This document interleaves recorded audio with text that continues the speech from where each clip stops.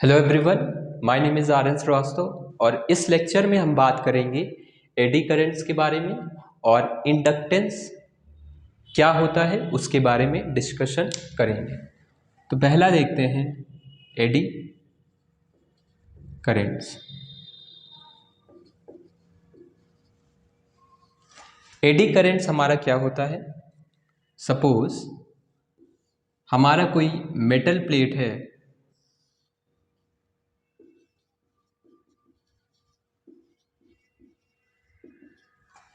अगर metal plate है, suppose ये एंटर कर रहा है मैग्नेटिक फील्ड। अगर ये मेटल प्लेट हमारा मैग्नेटिक फील्ड, ये हमारा यूनिफॉर्म है। मेटल प्लेट अगर मैग्नेटिक फील्ड में एंटर करेगी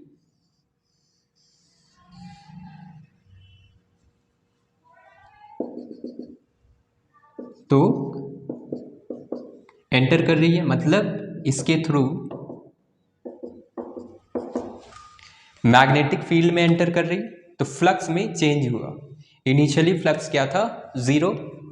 अब फ्लक्स हमारा क्या हो रहा है? धीरे धीरे इंक्रीज करेगा अप टू सम लिमिट, क्योंकि जैसे जैसे प्लेट अंदर जाएंगी, पहले सपोज 2 फील्ड लाइंस क्रॉस कर रही हैं, 2 जस्ट हमने एजम्पशन माना है, फिर हमारा 4 क्रॉस करेंगी और जैसे जैसे एंटर करेगा सारी फील्ड लाइंस इसके थ्रू पास कर जाएंगे। इसका मतलब फ्लक्स हमारा इंक्रीज कर रहा है। अगर ये प्लेट मूव कर रही है तो फ्लक्स इंक्रीज कर रहा है। एज फाई इंक्रीजेस, अगर फ्लक्स इंक्रीज कर रहा है तो हमारा ईएमएफ जनरेट होगा। ईएमएफ कितना आएगा? -d∅/dt। तो ईएमएफ इंड्यूस का डायरेक्शन क्या होगा? और यहां पे ये पूरा मेटल प्लेट है, तो अगर फ्लक्स इंक्रीज हो रहा है तो लेंस लॉ से ईएमएफ हमारा ऐसा इंड्यूस होगा कि फ्लक्स को हम कम कर सकें, फ्लक्स को कम कर सकें। इसका मतलब यहाँ पे अगर मैग्नेटिक फील्ड अंदर की तरफ है तो ईएमएफ ऐसा कुछ जनरेट होना चाहिए सर्कुलर फैशन में, ताकि हमारा मैग्नेटिक फील्ड बाहर आए और इस फ्लक्स को कम कर सके। तो हमारा करंट लूप्स बनेंगे, इसकी वजह से मैग्नेटिक फील्ड कैसा आएगा? बाहर की तरफ। इसको बना सकते इसकी वजह से, ड्यू टू दिस लूप, यही हमारा ईएमएफ का डायरेक्शन है, बी पार आउटसाइड। अब ऐसे ही खूब सारे सर्कुलर लूप्स बनेंगे।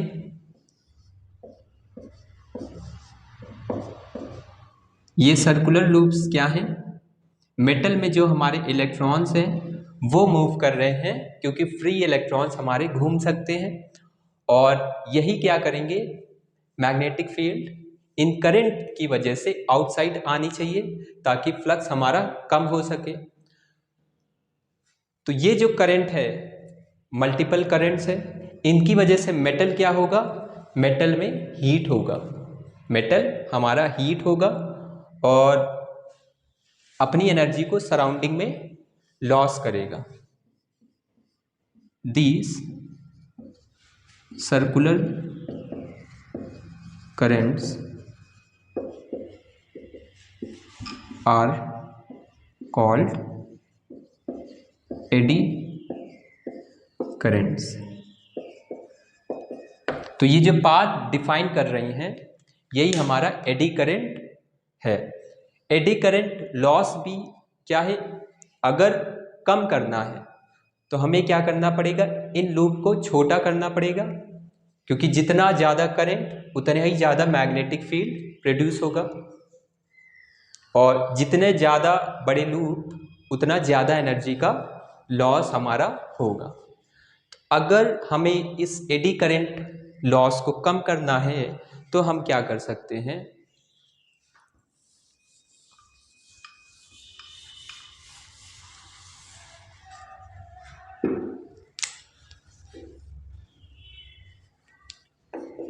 To reduce eddy current loss हम क्या करेंगे, अगर इसमें कट्स लगा दें,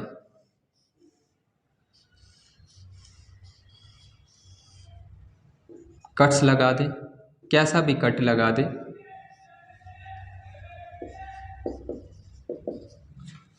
कट्स अगर लगा दिए तो अब हमारा जो करंट लूप होगा वो छोटा होगा,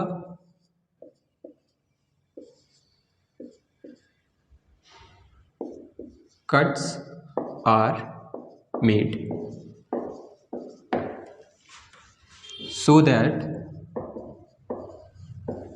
current loop decrease, और अगर करंट लूप छोटा हो गया तो हमारा कम एनर्जी लॉस होगा and less energy is lost.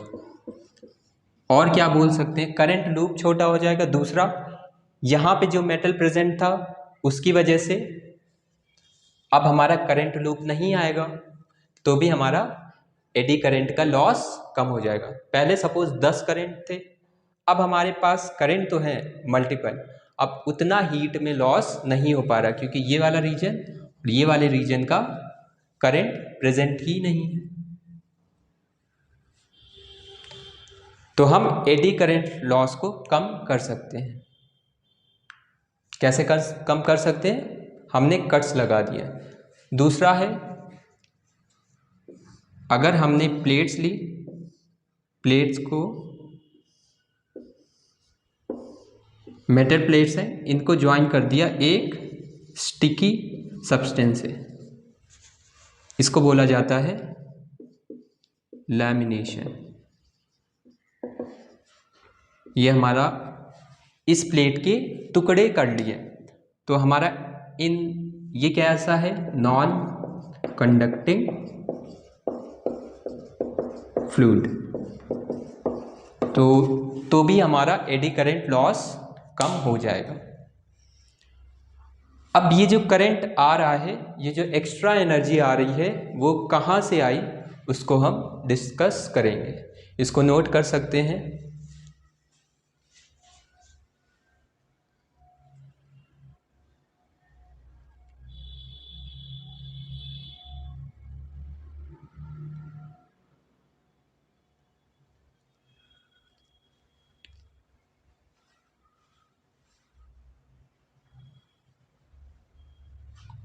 अब ये तो हमें समझ में आ गया।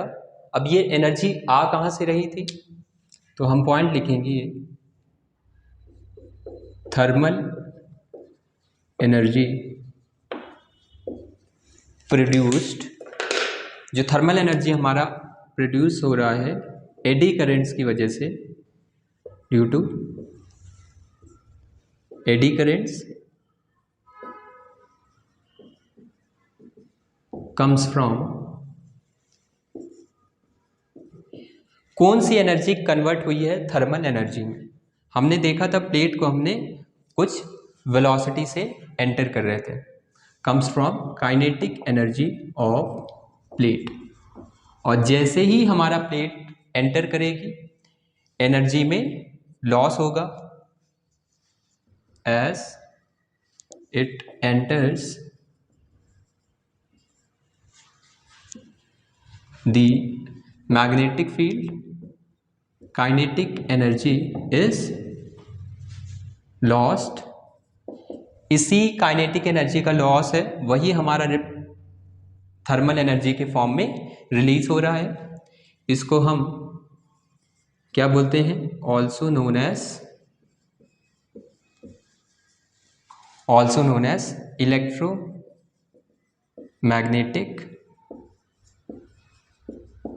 डैम्पिंग। इसको हम इलेक्ट्रोमैग्नेटिक डैम्पिंग भी बोलते हैं। इसी डैम्पिंग को अगर हमें कम करना है तो हमने कट्स लगा दिए थे या फिर स्लॉट्स बना दिए थे। दूसरा क्या था, लैमिनेशन यूज़ किया था, मतलब मल्टीपल प्लेट्स लगाई थी और उनके बीच कोई नॉन कंडक्टिंग फ्लूइड भरा था। इनका यूज़ कहाँ पे होता है, यूज्ड इन एडी करंट का हमारा यूज़ सबसे इंपॉर्टेंट है। यूज़ होता है use of AD current loss. अगर हमें जो हमारे पास ट्रेन की स्पीड होती है वो बहुत ज़्यादा होती है, अगर ट्रेन में हम ब्रेक्स अप्लाई करेंगे, ट्रेन में अगर ब्रेक्स अप्लाई करेंगे तो ट्रेन में हमारा उस एनर्जी को पहली बात तो कम करने के लिए कोई ब्रश लगाना पड़ेगा, जैसा हमारा साइकिल में होता है। अगर उसको अप्लाई करेंगे तो हमारा हीट बहुत ज़्यादा प्रोड्यूस होगा, तो बहुत ज़्यादा एनर्जी लॉस होगा, और बिना उस वाले फ्रिक्शन की वजह से, फ्रिक्शन को अगर हमें नहीं लाना है तो फ्रिक्शन की वजह से स्पीड कम होगी। अब हम चाहते हैं फ्रिक्शन की वजह से स्पीड ना कम करके इस एडी करंट का प्रिंसिपल यूज़ कर लें। तो होता क्या है, ये मैग्नेटिक फील्ड है,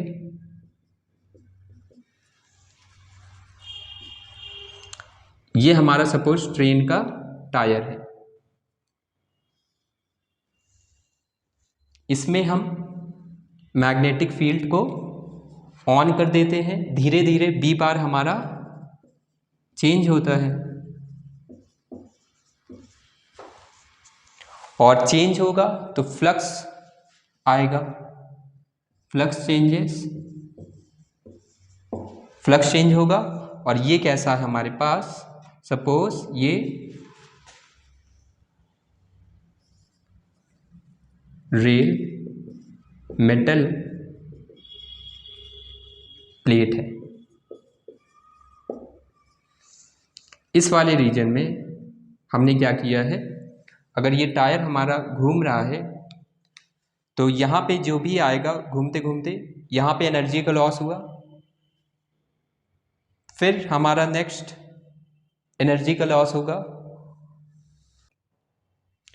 तो जो हमारा ट्रेन्स में सर्कुलर टायर होता है उसको कैसे स्टॉप किया जाता है, तो हम मैग्नेटिक फील्ड अप्लाई करते हैं। ये टायर हमारा घूम रहा है तो इस रीजन में अगर एंटर किया तो हमने अगर मैग्नेटिक फील्ड अप्लाई किया तो धीरे धीरे हमारा एडी करंट्स का लॉस होगा और एनर्जी हमारा लॉस हो जाएगी, इसकी वेलोसिटी धीरे धीरे कम होगी और ये हमारा फाइनली स्टॉप हो जाएगा।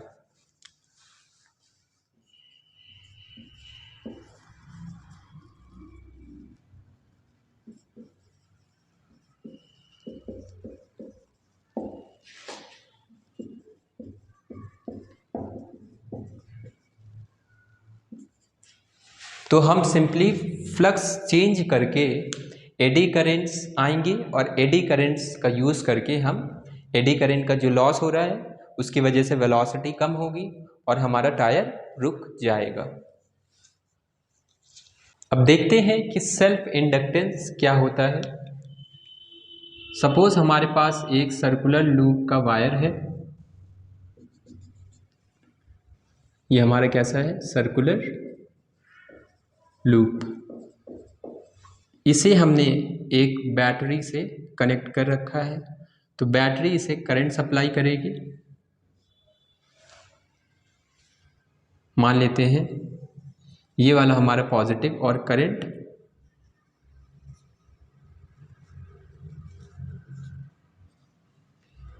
ये हमारा फ्रंट साइड है, तो करंट की वजह से मैग्नेटिक फील्ड इस डायरेक्शन में आएगा। तो मैग्नेटिक फील्ड हमारा कैसा आएगा, यहाँ पे नीचे बना सकते हैं, ये हमारा बी बार का डायरेक्शन। अब ये बैटरी तो कांस्टेंट करंट सप्लाई करेगी, बैटरी हमारा कांस्टेंट करंट सप्लाई करेगी, उस कांस्टेंट करंट की वजह से यहाँ मैग्नेटिक फील्ड कांस्टेंट हो जाएगी। स्टार्टिंग में चेंज होगा, फिर जीरो से स्टेडी टाइम में जब करंट आई हो गई तब मैग्नेटिक फील्ड हमारा बी हो गया। तो फ्लक्स आया हमारे पास बी इंटू ए। ये कैसा अभी कांस्टेंट है इनिशियली। अभी हमारा फ्लक्स वैरी नहीं कर रहा है। सेल्फ इंडक्टेंस का मतलब है सेल्फ इंड्यूस, यहां पे ईएमएफ हो जाए। सेल्फ इंड्यूस, खुद से ही ईएमएफ इंड्यूस कर ले। अगर इसे ईएमएफ इंड्यूस करना है तो हम क्या चीज चेंज कर सकते हैं, या तो इस सर्कुलर लूप का एरिया चेंज करो तो हमारा फ्लक्स चेंज हो जाएगा, या फिर सबसे बढ़िया है इस करंट को चेंज कर दें। इफ आई चेंजेस तो हमारा बी बार चेंज होगा, मैग्नेटिक फील्ड चेंज होगा। करंट बढ़ाया तो फील्ड बढ़ेगी, करंट कम किया तो फील्ड कम होगी। और अगर बी बार चेंज हुआ तो हमारा ईएमएफ इंड्यूस हो जाएगा। यही ईएमएफ इंड्यूस जो लूप में करंट के चेंज होने की वजह से हुआ है, वही है हमारा सेल्फ इंडक्टेंस। तो यहां पे हमारा B, अगर हमने B किसके प्रोपोर्शनल है, I के, I चेंज किया तो B भी चेंज हो रहा है। तो यहां से as B proportional to I, तो फाई भी प्रोपोर्शनल है I के। तो फाई को हम लिख सकते हैं LI, फाई को लिख सकते हैं LI।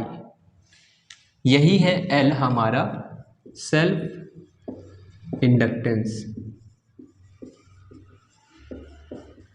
इस L को बोलते हैं सेल्फ इंडक्टेंस। और अब हमारा EMF कितना आ जाएगा, EMF हमारा आएगा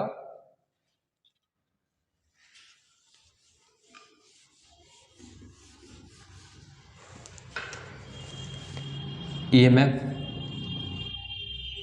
self induced EMF due to change in current in loop.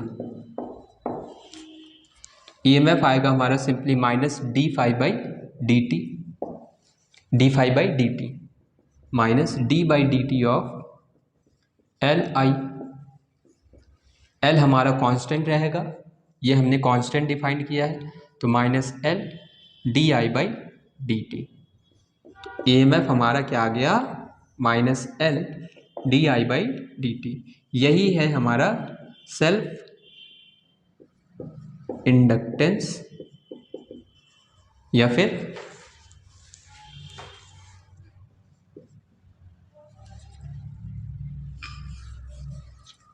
इसको लिखेंगे EMF due to self inductance.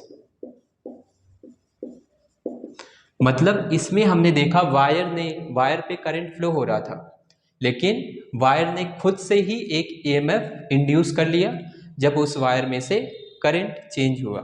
उसी को हम बोलते हैं सेल्फ इंडक्टेंस। और इसको नोट कर सकते हैं, ये हमें ध्यान रखना है, minus L D I by D T. Next देखेंगे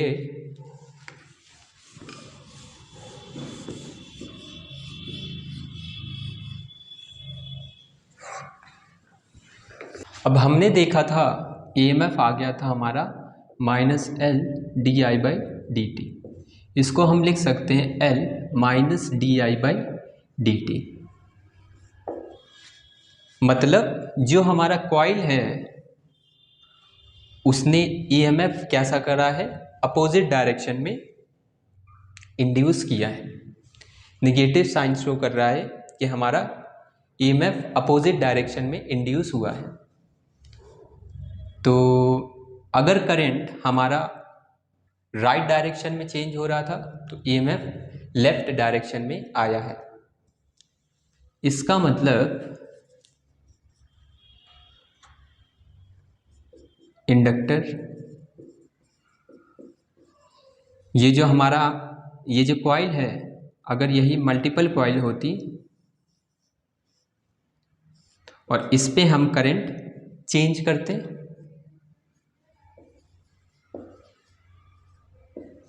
तो इसको बोलते हैं हम inductor.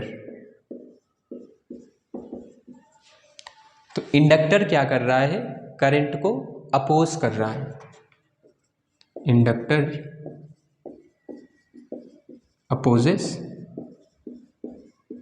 Change in current. Inductor क्या है, सिंपली मल्टीपल कॉइल्स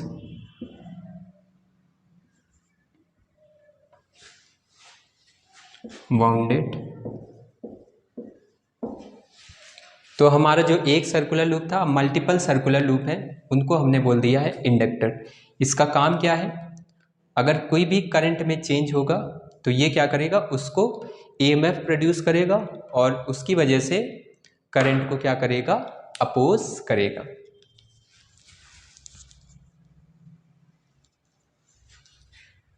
तो ये हमारे पास सबसे इंपॉर्टेंट पॉइंट है। नेक्स्ट हम देखते हैं म्यूचुअल।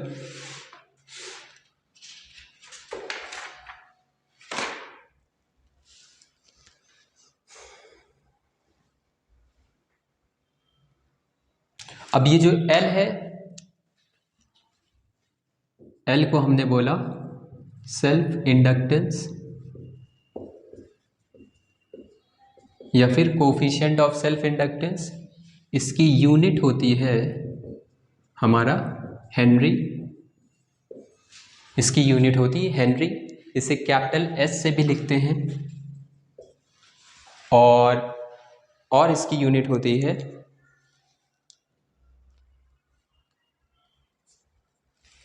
दूसरा, इसको हम क्या लिख सकते हैं, पाई हमारा था Li के इक्वल, तो L हो गया हमारे पास pi upon I. Pi upon I से हम इसका डायमेंशन भी फाइंड कर सकते हैं। अब देखते हैं कि हमारा self inductance due to long solenoid. Self inductance due to long solenoid.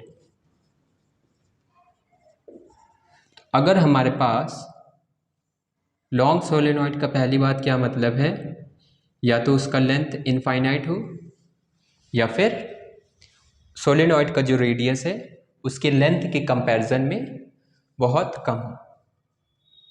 Length मतलब ज़्यादा होना चाहिए। अब यहाँ पे मैंने ये बैटरी तो शो करी है, इस पे suppose steady current I flow होने लगा है। अब इसकी वजह से हमारा, इस करंट की वजह से यहाँ पे क्या आएगा, मैग्नेटिक फील्ड। बी आएगा हमारे पास mu naught n I. N हमारा क्या है,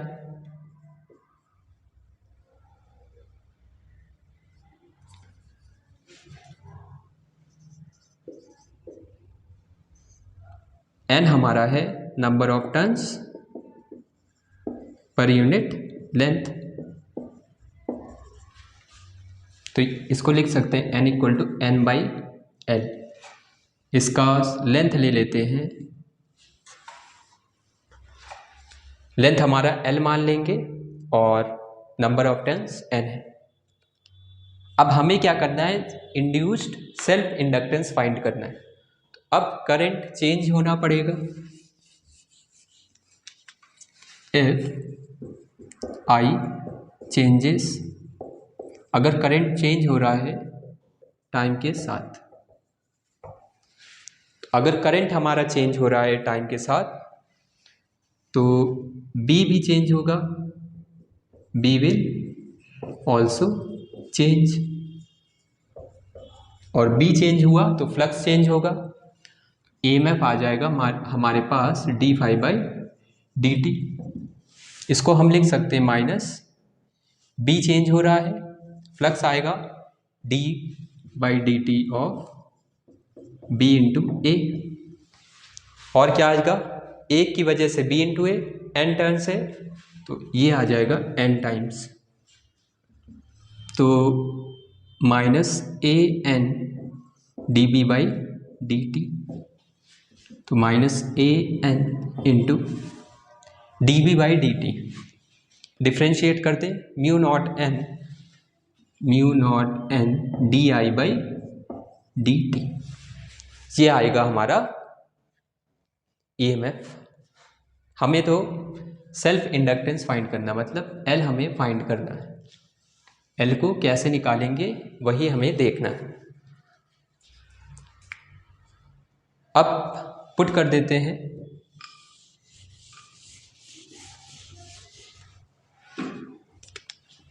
एरिया, अगर हम सोलेनॉइड का रेडियस अगर r मान लें तो एरिया कितना आ जाएगा, πr², एरिया आ जाएगा πr²।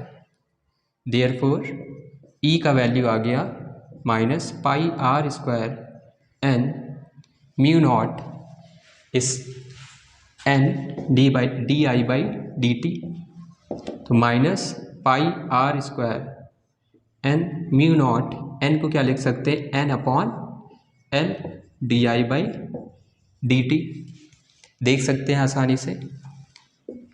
यह आ गया minus πr² n² mu naught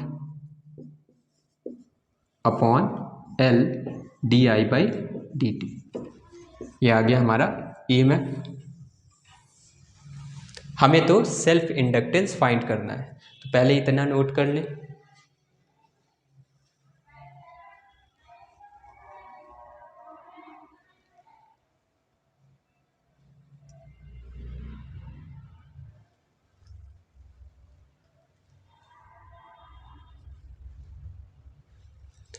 अब देखते हैं इसके आगे, हमें L का वैल्यू फाइंड करना है।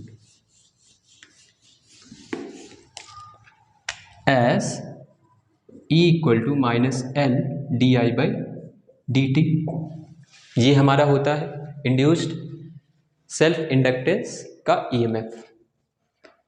E का वैल्यू हमें पता है minus mu naught πr² n²/l di/dt equal to minus L di/dt, di/dt से di/dt कैंसिल, माइनस से माइनस कैंसिल, L आ गया म्यू नॉट πr² n²/l। इसी को हम और क्या लिख सकते हैं, और अगर सोलेनॉइड का हमारा n गिवन है, नंबर ऑफ टर्न्स पर यूनिट लेंथ, तो n होता है हमारे पास n/l, तो हम क्या पुट कर सकते हैं यहाँ पे, अगर हम L का मल्टीप्लाई ऊपर कर दें, mu naught πr² n², L का मल्टीप्लाई ऊपर और L का मल्टीप्लाई नीचे, तो कितना आ जाएगा, mu naught πr² n²l n²/l² कितना आएगा, n²l, ये आ गया हमारा ये value, mu naught πr² n²l, ये आ गया हमारा self inductance due to long solenoid.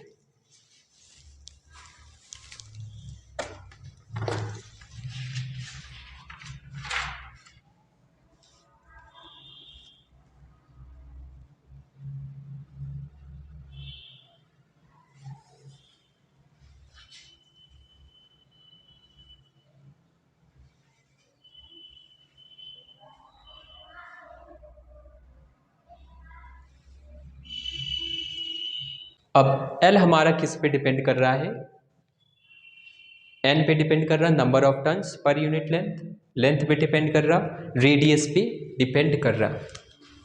Thus L depends on geometry of loop। ये तो हो गया हमारा L के बारे में। अब हमारा इंडक्टर क्या होता है यहां से हमें पता चल जाएगा। इंडक्टर, अगर सोलेनॉइड हमारा, हम बात करेंगे सिर्फ आइडियल इंडक्टर के बारे में। आइडियल इंडक्टर क्या है हमारा, सबसे पहली बात सोलेनॉइड है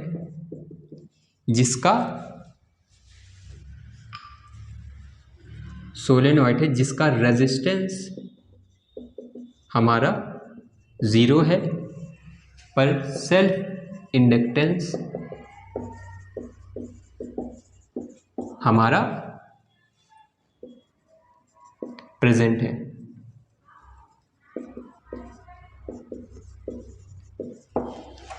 तो आइडियल इंडक्टर क्या है, सिंपली सोलेनॉइड है जिसका रेजिस्टेंस 0 है और सेल्फ इंडक्टेंस है। तो सेल्फ इंडक्टेंस की वजह से क्या होगा, एल की वजह से जो ईएमएफ इंड्यूस होगा वो हमारा करंट को अपोज करेगा।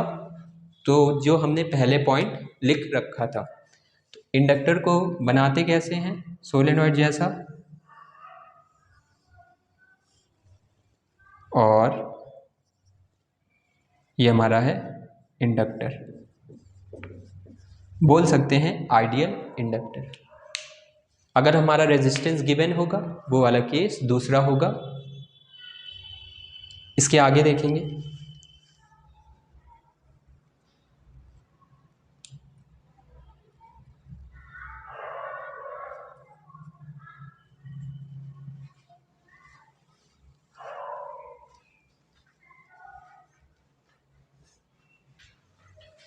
नेक्स्ट हम देखते हैं म्यूचुअल इंडक्टेंस को।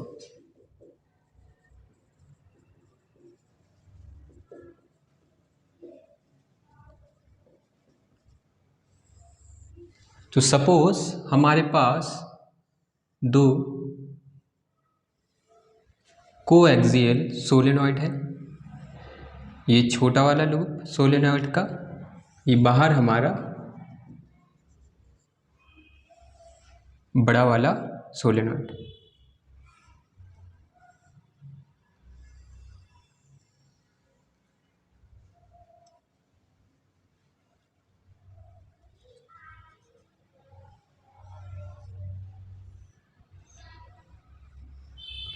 ये हमारा सोलेनॉइड 1, ये कैसा सोलेनॉइड है, कोएक्सियल सोलेनॉइड्स। तो एक हमारा सोलेनॉइड बाहर है,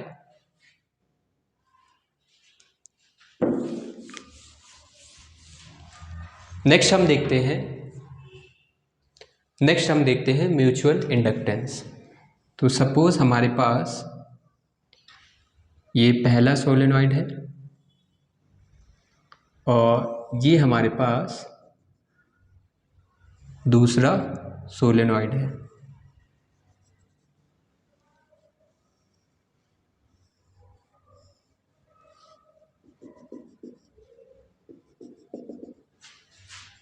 कोएक्सियल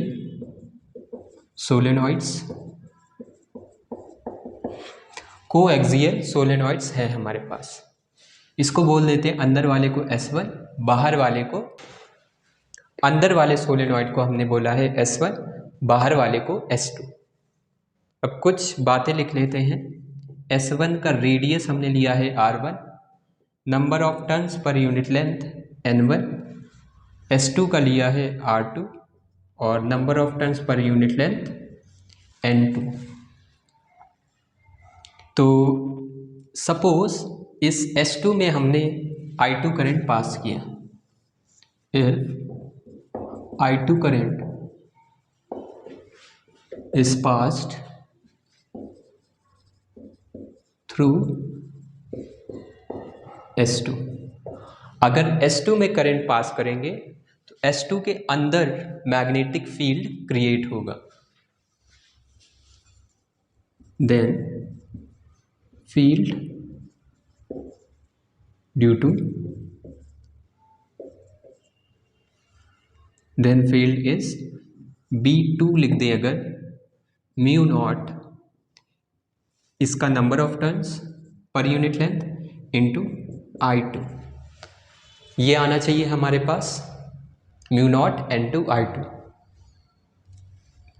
अब ये तो हमारा इस पूरे में आई फील्ड, पूरे में आ गई फील्ड, वो कुछ फील्ड लाइंस इसके थ्रू पास कर रही हैं, तो इसका फ्लक्स क्या आएगा, ड्यू टू दिस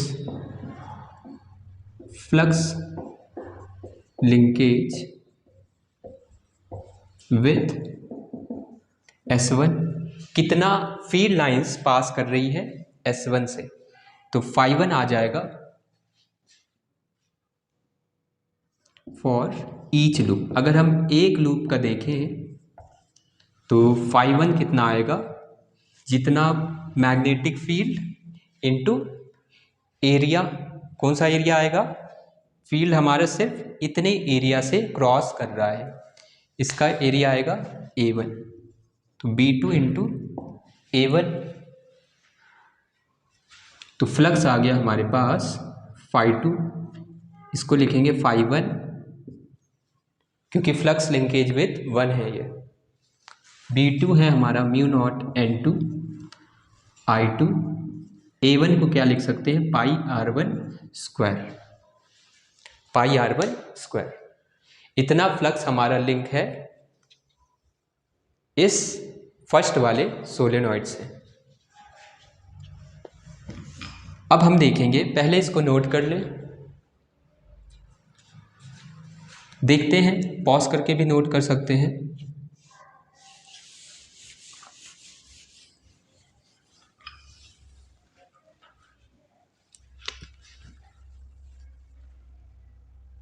हमारे पास कितने लूप्स हैं वन में, N1, तो for in S1 N1 phi1, N1 phi1 flux हमारा किसके प्रोपोर्शनल होगा, करंट के, क्योंकि सेकंड वाले में जो करंट फ्लो हो रहा है उसकी वजह से हमारा फ्लक्स आ रहा, तो टोटल फ्लक्स इतना आएगा, डायरेक्टली प्रोपोर्शनल टू करंट है I2, तो इसको लिख सकते हैं N1 phi1 equal to M, यही M को हमने बोला है mutual inductance of 1 with respect to 2, M12 क्या है, mutual inductance of 1 with respect to 2। तो जब हमारा करंट सेकेंड कॉइल में फ्लो कर रहा है उस केस में हमारा म्यूचुअल इंडक्टेंस फर्स्ट वाली कॉइल का, फर्स्ट वाले सोलेनॉइड का कितना होगा, वही हमें फाइंड करना है। पुट कर देंगे वैल्यू, N1 इंटू phi1 कितना है, म्यू नॉट N2 I2 पाई R1 स्क्वायर, यह आ गया हमारे पास M12 इंटू I2, यहाँ से कुछ ना कुछ कैंसिल होगा, I2 और I2 कैंसिल, N1 को लिख सकते हैं N1 into L into mu naught N2 पाई R1 स्क्वायर, M12, तो M12 आ गया हमारे पास mu not N1 N2 pi R1 square. यही हमारा इंडक्टेंस, सेल्फ इंडक्टेंस कितना आया था, mu naught N square pi R square L, ऐसा कुछ आया था। ये भी आ रहा म्यू नॉट N1 N2 पाई R स्क्वायर L। यहाँ पे रेडियस को अगर देखें तो यहाँ पे रेडियस कौन सा आ रहा है, जो हमारा छोटा वाला लूप था, तो N1 N2 R1 कौन सा है, छोटे वाले सोलेनॉइड का रेडियस, इसको नोट कर सकते हैं। पॉज करके भी नोट कर सकते हैं।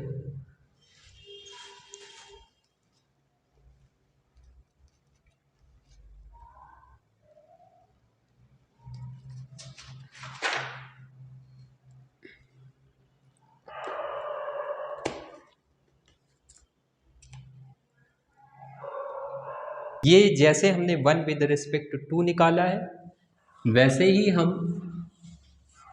Mutual inductance of 2 with respect to 1 भी निकाल सकते हैं। सेकेंड कॉइल का mutual inductance with respect to 1 दोनों हमारा सेम आएगा और इसको हम कैपिटल M बोल सकते हैं। अब if I2 इज चेंज्ड, अगर हम करंट को चेंज करेंगे तो हमारा EMF इंड्यूस होगा, EMF इंड्यूस होगा तो हमारा फ्लक्स कितना आया था, N1 आया था, M12 की जगह क्या लिख सकते हैं, कैपिटल M इंटू I2, यह आया था N1 EMF कितना आएगा, EMF होता है हमारे पास NdΦ/dt। तो EMF अगर हम किसका देख रहे हैं, EMF इंड्यूस इन 1, तो फर्स्ट वाले का टोटल फ्लक्स कितना है, -d/dt ऑफ N1 फर्स्ट वाले का टोटल फ्लक्स कितना एसोसिएटेड है, N1 की जगह हम क्या लिख सकते हैं,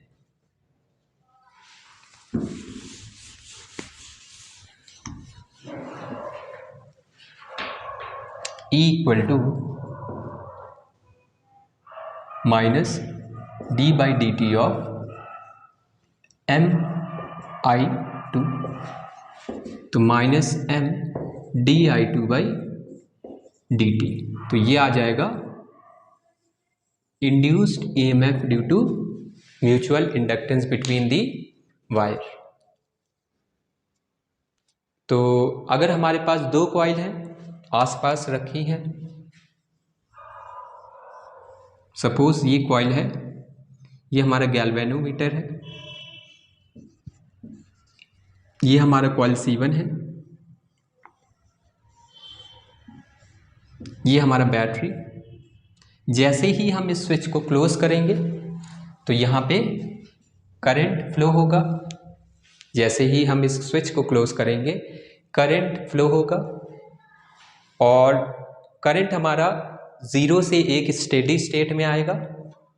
उस 0 से एक स्टेडी स्टेट में आने के लिए इस पे EMF हमें क्या दिखता है, यहाँ पे डिफ्लेक्शन दिखता है, किसी भी डायरेक्शन में हो सकता है, मतलब उस टाइम के लिए यहाँ पे EMF क्या हो गया, minus mutual inductance between C1 and C2 into DI/dt।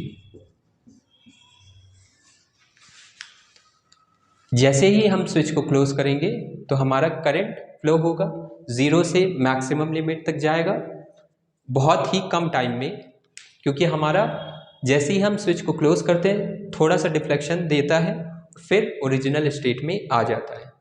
क्यों होता है, क्योंकि उस टाइम के लिए हमारा EMF इंड्यूस हुआ है C1 में, तो EMF हमारा C1 में इंड्यूस हुआ है इन C1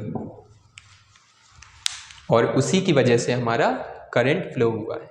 कितना EMF इंड्यूस हुआ है, -MdI/dt।